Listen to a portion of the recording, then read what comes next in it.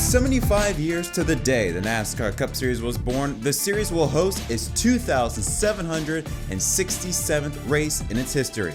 But this one is special, as for the first time it goes through the cornfields of Iowa at the Iowa Speedway. This track, through its recent repave, will provide a very physical challenge for the stars of the Cup Series. It also begins a countdown in the chase for the playoffs, with 9 races remaining in the regular season. Tonight, we will get you set and ready for the 2024 inaugural running of the Iowa Corn 350 presented by Ethanol. It's going to be a beautiful night under the lights here in Newton, Iowa. Temperature in the high 70s, just a 25% chance of rain, 9-mile-per-hour wind heading south towards the racetrack, but wind gusts can get up to as high as 22 miles per hour. But the most important thing to know is that we will go racing for the very first time here tonight at Iowa for the NASCAR Cup Series. Welcome everyone, my name is Jett. Hope we're having a wonderful Sunday and happy Father's Day to my dad and to all fathers around, new fathers, reoccurring, whatever. Hope y'all having a wonderful Father's Day, as we will get you set and ready for today's NASCAR Cup race here at Iowa. Now, we're going to start off with the big story heading to this weekend in our news and notes, and that's, of course, the announcement from 43-year-old Martin Truex Jr., the 2017 Cup Series champion. It has been rumored for years as to when he will retire. There were rumors that were speculated last year that would be his final year. Decided to make 2024 he would come back, but this weekend he made an announcement regarding his future in NASCAR. No, honestly, here just to let y'all know that I will not be back full-time next year, but excited about the rest of the year, obviously, and it means the world to me to see Johnny Morris here. He's been, a huge supporter of mine, and, I wouldn't have been able to do, any of the things I've been able to do without him being behind me 21 years. So. News in all this. The great thing is Martin is going to continue with us. He's going to be an ambassador for us, work on different projects and different things. We haven't talked about all of it yet, but I think there'll be a lot. And if you noticed, when he originally teed everything up, he said, I won't be racing full time. So we might be able to talk him into a few things there too. So yes, Martin Truex Jr. officially announces his retirement from Cup Series competition full-time at the end of the season. He has mentioned that he will leave the door open to come back part-time, whether it's the Xfinity Series or maybe even back for some couple rides in the Cup Series. Joe Gibbs Racing did say that he will stay on as an ambassador, and even his teammate Denny Hamlin said it in a later interview after the press conference that whenever Truex wants to, he will have a car ready for him at 2311 to compete in the Daytona 500. So that's a very, very awesome gesture for Denny Hamlin. Now, I made a video a couple days ago going more in depth with the future of the 19 ride, who to replace him. There have been a lot of talks about Chase Briscoe being the top candidate. If you want to check it out, leave the card on the top right of your screen for you, so you can go ahead and check that out. But yeah, overall, an incredible career. More than 30 wins, 2017 champion, a Coke 600 winner, a Southern 500 winner. Honestly, when you look at his career, he should have way more wins and championships. Just so many things have not gone his way, including last weekend at Sonoma, where, just few feet from finishing the race before running out of gas. It went from running second to, I believe, finishing 27th, I believe. So lots of things that didn't go his way that prevented him from winning. But hopefully he could have a really good shot at winning this championship. He's currently sitting third in the point standings.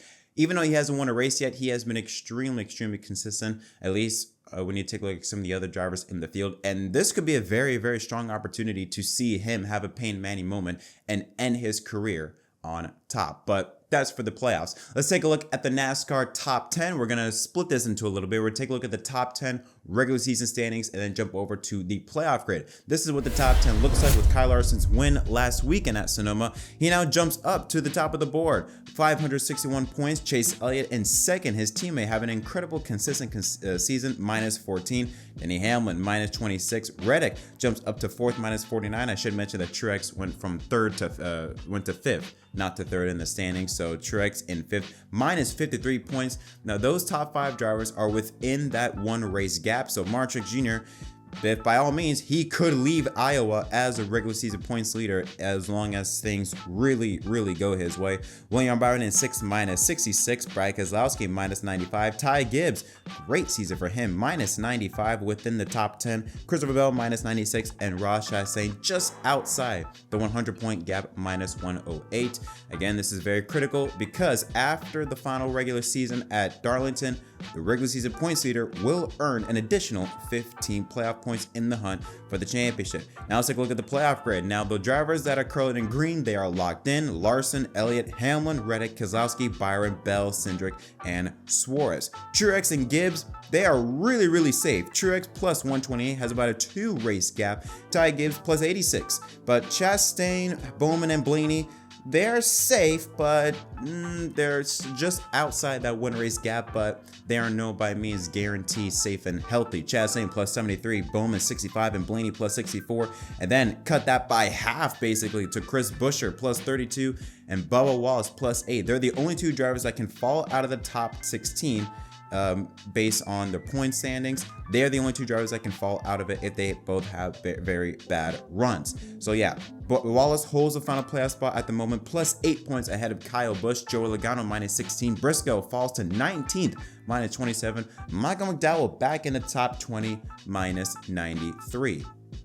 Busch, the official beer of NASCAR and proud sponsor of the Busch Light Pole Award, given to the fastest driver at each NASCAR Cup Series event. Busch Light congratulates for the 4th time this year Kyle Larson, the first driver to have that many poles so far this season, and it's his overall 20th career Cup Series pole. Wins it with a speed of 136.458 miles per hour. Since 2020, Busch Beer has invested more than $70 million in becoming one of the NASCAR Cup Series premier sponsors. So Kyle Larson, the number 5 Chevrolet, so we can take a look at the Iowa Corn 350 starting lineup. Starts alongside Ryan Blaney, who he just beat out to win that pole.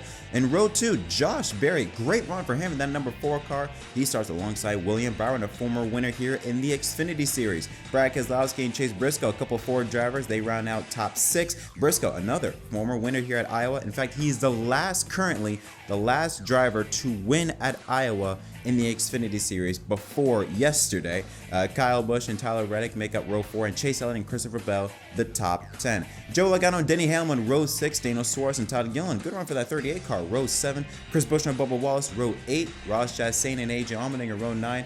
And Justin Haley and Carson Hocevar. Haley, great run for that 51 car. They have been making some serious momentum in recent weeks. He starts in 19th with Hocevar, the rookie, rounds out the top 20. Austin Cindric and Michael McDowell, row 11. Noah Gragson and Corey LaJoie, row 12. Harrison Burton and Zane Smith, row 13. Ty Gibbs and Kaz Grala, row 14. With Ryan Preece and Daniel Hemrick rounding out the top 30. And then you look at some big names back there. Martin Truex Jr. qualifies 31st. Eric Jones, who is outside. Bowman, 33rd. A very shocking run for those 2 drivers. John Nemechek, once again, with Legacy Motor Club. 31 or 32nd, I should say, and 34th. Second week in a row, they're starting at the completely back of the grid, and rounding out the 36 car field is Ricky Stenhouse Jr. and Austin Dillon. And now for the odds to win here at Iowa, they were made last night by DraftKings. Christopher Bell, top of the board at plus 380. He is probably has the most experience, the most momentum heading into this race, considering the fact that he has won here at Iowa in the past. Kyle Larson, the pole sitter in last week's winner, plus 550. Denny Hamlin plus 700, Logano plus 850, and Blaney plus 900. Truex in his final race, first and final race here at Iowa, plus 1,000. Byron at 1,100, Gibbs as well, Keselowski at 1,200, with Reddick at 1,300. And then the next page showing Buescher at 1,800, as well as Chase Elliott. Kyle Busch at 2,500, Chastain at 2,800, then some real serious long shots like Josh Berry at 3,500. Hey, who knows, he may be a good option considering he is starting 3rd here today. Bubba Wallace 4,500, as well as Alex Bowman. Briscoe and Cindric plus 5,500, and Noah Gragson once again at plus 10,000. So what can we expect here at Iowa today? Well, we do know that the drivers are going to have a handful. We saw that in practice. Practice was very intriguing to watch as we saw a lot of tire failures. Christopher Bell had the hardest when he cut a tire and slammed into the outside wall in turn 4 a ton. Had to go to a backup car before qualifying. But also Austin Cindric had tire problems. Ross Chastain, Ty Gibbs, all had tire failures that happened throughout the practice session. NASCAR even extended the practice session to give the teams more time. It seemed as though that the tire wear were to basically start wearing out around lap 20 in a 20-lap run. So very interesting to see, will that carry on into this race? Because the Xfinity Series continue that. We saw multiple drivers have tire failures like Austin Hill and Justin Allgaier, to name a few. So is this going to be a trend for Sunday nights? We have much cooler temperatures. The temperatures will be maybe around the qualifying portion of the race weekend when it was very overcast. Obviously, with Iowa racing in the nighttime, it's going to be a lot cooler temperatures, more grip. Will that have an effect on it? We'll see. it is just very weird because instantly you think of maybe Bristol earlier this year. That's what a lot of drivers were referencing after their practice session about how these tires were wearing out like hotcakes. They were going out like nuts. So who knows? According to Brad Keselowski, he said it could be a very interesting race. We will see. Because when they did the tire test earlier this year, these problems did not come up. Maybe depending on how certain drivers or certain teams set up their race car with the tire pressure or the tire setup, maybe that had a role on it because not everyone had issues. Like Chase Elliott, he said he had no problems with this. So maybe it's just based on how certain teams set up their race cars for the practice session. But like I said, we'll see if it affects into the race here tonight. A couple of drivers to watch out for. You look at a guy like Joey Logano. He is starting 11th, but when you think about tracks that are newly repaved or new racetracks, Logano's the man. He won the first race at Los Angeles, won the first race at Gateway, won the first repave at North Wilkesboro, and he did the tire test there. Could that trend continue on here tonight? We will see.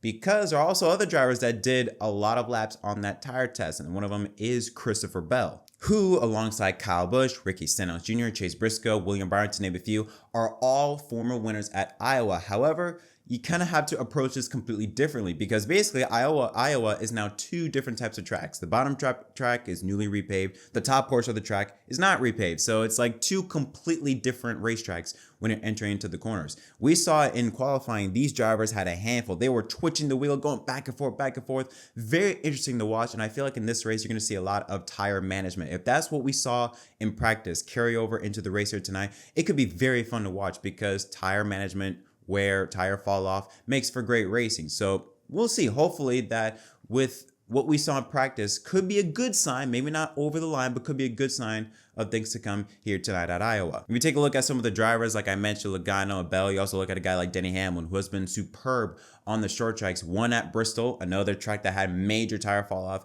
as well as Richmond. You look at a guy also, you have to include a guy like Kyle Larson. Every single week, you have to look and watch out for the 5 car. Wins the pole, won last week in Sonoma. He is on a roll, carrying a ton of momentum.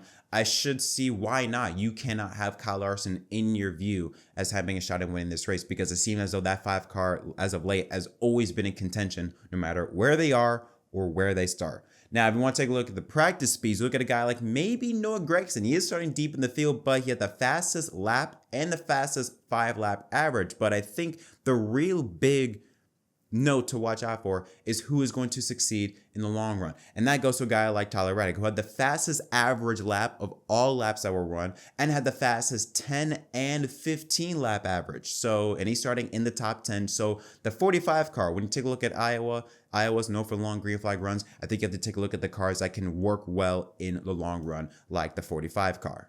But if it's anything like what we saw in the Xfinity race, even though, like I said, different racing conditions, different temperatures and all that, we could be in for either a great show or a shit show, one of the two. Regardless, I think it will be fun to watch. I know with next gen and the short track package is not good, but I just have a feeling that Iowa may provide a completely different challenge with the unique, I say unique, put it lightly, repave that took place over the year. Now, as for my fantasy live lineup, take a look at this at the bottom of your screen. I have Tyler Reddick. I have Denny Hamlin. I got Chase Briscoe. I mean, I don't know. The Fords, the Stewart-Haas, they've been steadily improving. Briscoe has done pretty well here so far this weekend, including here in qualifying. So I kind of have him in my lineup. I know it's the first time I think I've ever had him in my starting lineup, but I'm going to have him in my lineup there. I got Christopher Bell, and I got Chase Elliott. I mean, Chase Elliott the last few weeks has been so consistent. I'm like starting in the top 10. I haven't used, I think, Chase Elliott at all this year. Figure why not? I feel like he's going to keep that momentum rolling. I think this is the season where he's going to be under the radar, where he's going to have like a Matt Kenseth-like year, just finish in the top 10, finishing out races, and maybe he'll then show up later on in the playoffs. And I have Kyle Larson in my garage just in case because I'm still a bit iffy on Briscoe. I like what I'm seeing, but I'm just a bit iffy on him. I still cannot trust the Ford camp, specifically Stewart-Haas Racing yet. But my winner for this race, I'm going Christopher Bell because although he is in a backup car, he is one of those drivers that did the test session earlier this year at Iowa, ran a lot of laps, gained a lot of info. Again, it's not exactly the same, the primary car compared to his backup car, but he is a former Iowa winner. He knows how to get the job done. And I just feel like that Christopher Bell can get the job done because think about it, even in a backup car, he's still qualifying in the top 10.